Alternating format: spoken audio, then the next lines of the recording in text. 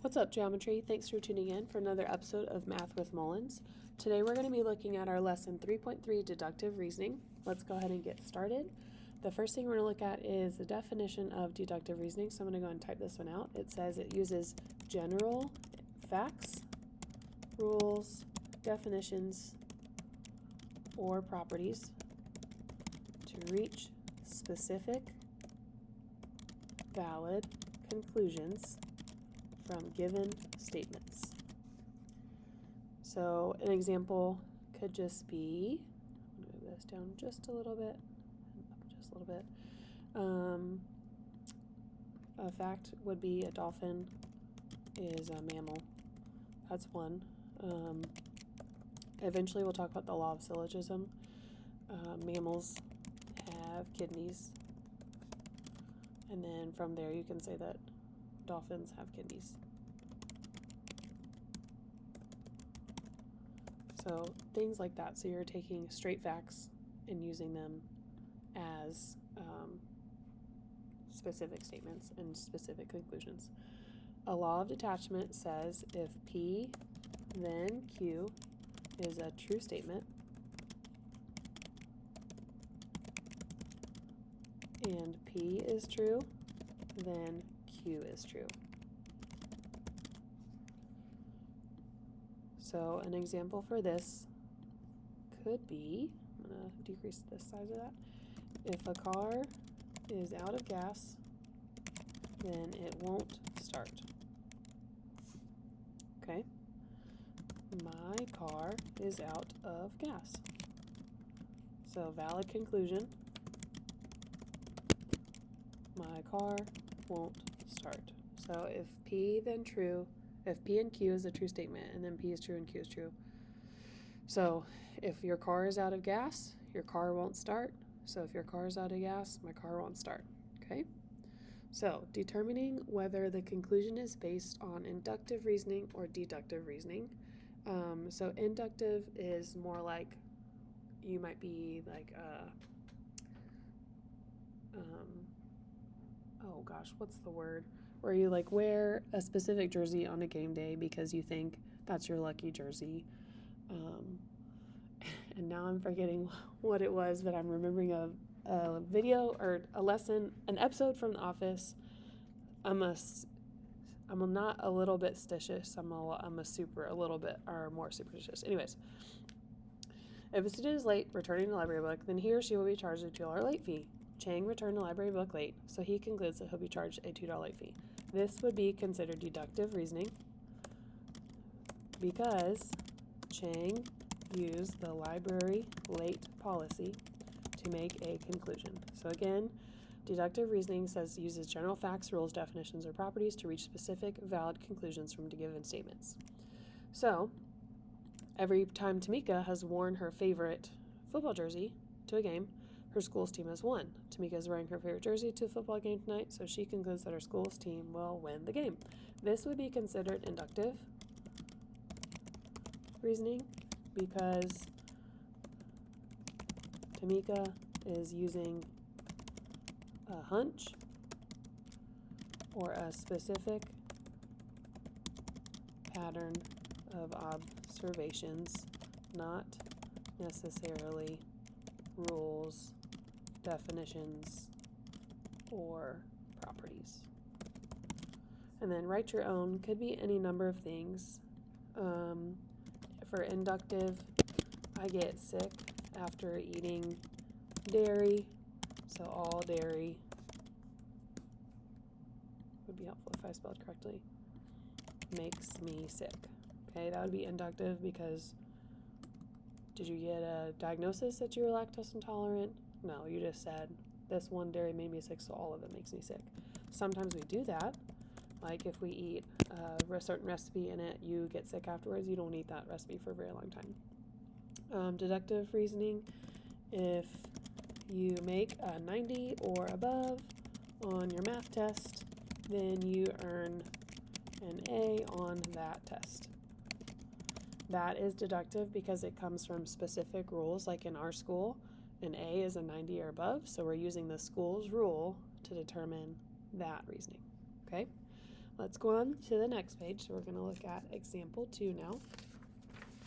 Example 2, determine whether each conclusion is valid based on the given information. So given to go on a school field trip, a student must turn in her permission slip. Mariana turned in her permission slip, so conclusion, Mariana can go on the field trip. So you do want to think about the P and the Q, so the hypothesis and conclusion. So P here would be turn in the permission slip, and Q would be the student goes on the trip. So P is true for Mariana, and Q is also true. So conclusion is valid because P is true and Q is true. Okay, so that goes back to kind of like the law of detachment. If P is P, then Q is a true statement, and P is true, then Q is true. So next, if a figure is a square, then it's a polygon. Figure A is a polygon, so conclusion, figure A is a square. Not necessarily. This does not really make sense. So P could be the figure is a square. Q could be it is a polygon. So conclusion is not valid just because a figure is a polygon does not make it a square. Some polygons, I'm providing a counterexample here, you don't have to do that, but just in case, could also be triangles, pentagons, hexagons, etc. Okay? Given, if Dakota goes to the video store game, then he'll buy a new game. Dakota went to the video store game this afternoon, so conclusion, Dakota bought a new game. Yes, the conclusion is valid. We used the process of cause and effect. Dakota went to the video game store means it satisfies the original hypothesis of the conditional statement. Okay, next up is one of my favorite things to talk about. This is the law of syllogism. So the law of syllogism can be defined by when we draw conclusions from two true conditional statements when the conclusion of one is the hypothesis of the other. Okay, I'm going to draw our P's and Q's for this one. So the law of syllogism says this: if P then Q and Q then R, and if both of these things are true, then we can make the conclusion that P is P then R. So this kind of goes back to the dolphin mammal thing.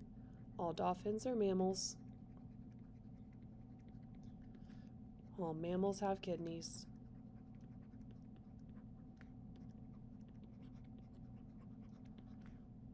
So dolphins have kidneys. Okay?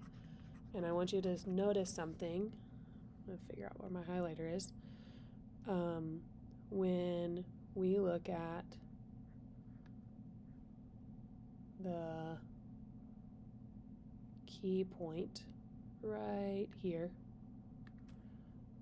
notice how this hypothesis or this conclusion matches this hypothesis. So when we have that connection, then that'll be helpful for us, okay? So example 3 says, use the law of syllogism to draw a valid conclusion from each set of given statements if possible. If you do not get enough sleep, there's our P, then you will be tired, there's our Q. If you are tired, there's Q repeating itself, then you will not do well in your test, okay? So, because it's written exactly the P then Q, Q then R, sorry, I messed that up.